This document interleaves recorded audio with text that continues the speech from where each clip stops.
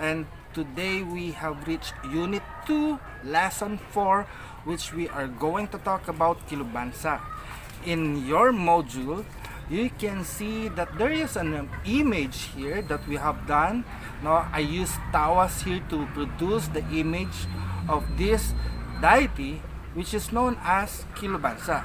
Kilubansa is a deity or a Filipino diwata of healing. And Kilubansa has a daughter, and the name of her daughter is Dihas.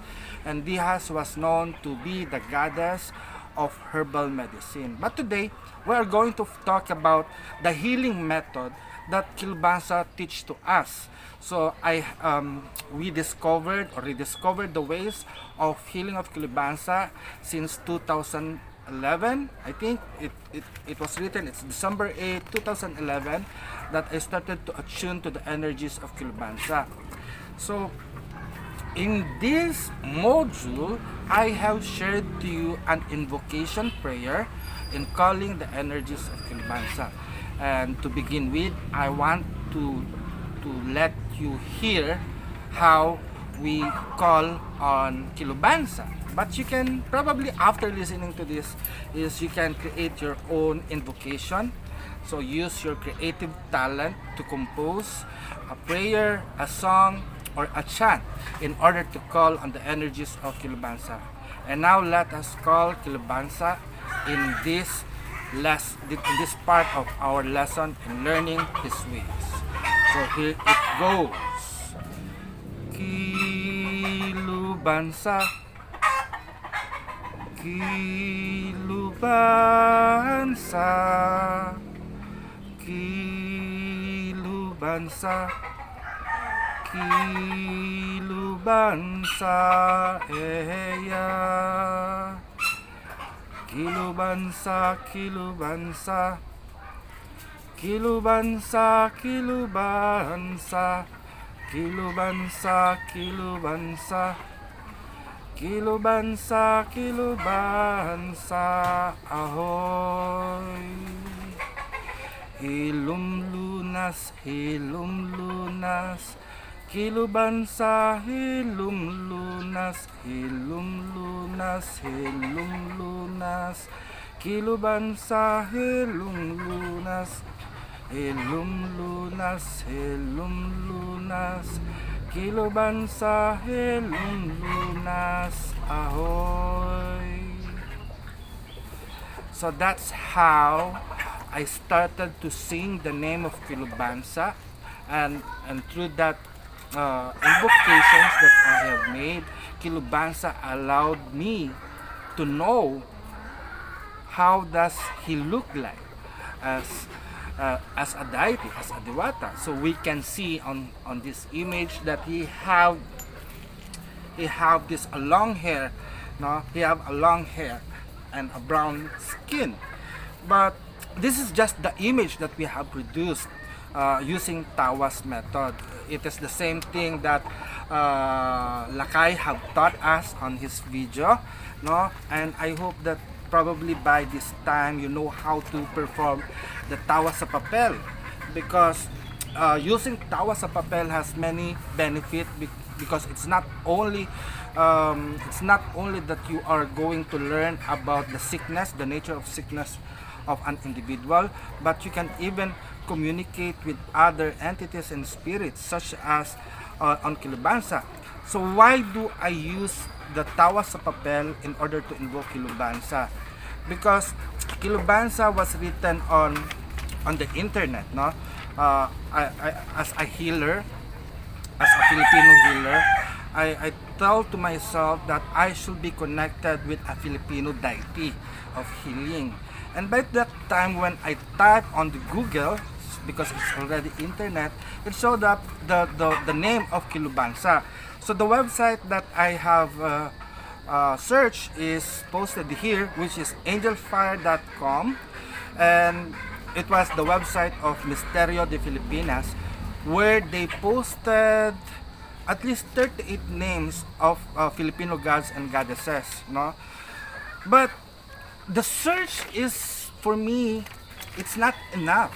They just describe who is Kilubansa and what he does, but the other information such as who are the people that worship them, from what provinces or from what province or tribe they can be found. There are no written information. No, there are no written information, and most likely there are some groups, there are some Filipino, a group of Filipino, if there are no other informations that can be found on a certain topic, they will just debunk it, they will just throw it away, and it is real, so it's fictitious, it's not real, so you cannot work out that information because that is just a fiction, no? So most likely when I search up to the web, I see online games, the RPG. I don't know what is RPG, or real time playing game, something like that. That uses mythological creatures and and name and the Diwata, no? So on that game, we can see that they have powers to attack the opponent, and Kilubansa was the healing god that used to boost the energies of the warriors, no? And it's quite amazing that that the gaming world have used Kilubansa as one of their character that could boost healing and life force to the warrior. So I ask myself, is that a valid identity of Kilubansa, that we could think of Kilubansa as a character in a role-playing game that can be found on internet or an online game, no? So I decided to employ the gift that I have, which is the power of prayer and invocation and channeling. So I channeled Kilubansa with the use of tawas, and so far the image of Kilubansa has been revealed. But even though we know, or I get to know the image of Kilubansa, I'm not yet satisfied with it, because I have many questions. I have many questions to ask about Kilubansa. So I just remember to myself that Kilubansa is a deity. So if Kilubansa is a deity, I have to ask them personally. So this is the difference between the indigenous spirituality than the modern one. Because the modern religion teach that you can talk to God through the scriptures, through the books that they have provided, such as what are the teachings of Jesus Christ, the teachings of Muhammad, of Allah, and so on and so forth. No? But for us, no, we directly communicate with the divine, and through that we have an access, or we can receive an answer directly, and the answer are not limited on a certain book.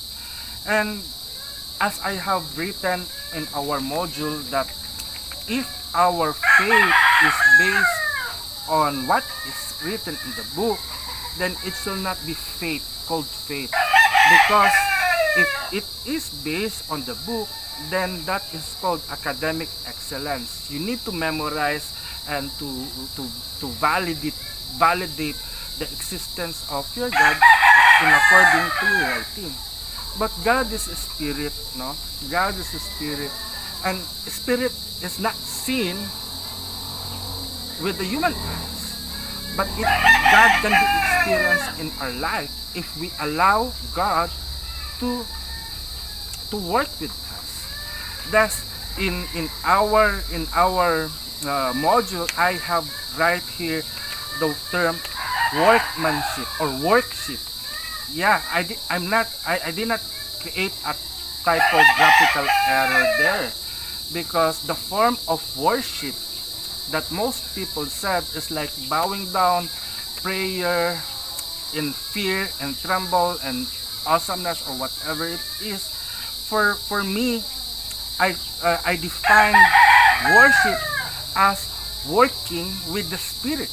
It's workmanship, no? So in our agamic divinity and ministry class, no, I have mentioned that there are three forms of worship or three kinds of worshiper. First is the first kind of worshiper, they put God high above them, and the people are slave of God. No? So I won't specify or mention any religion that practice that kind of worship.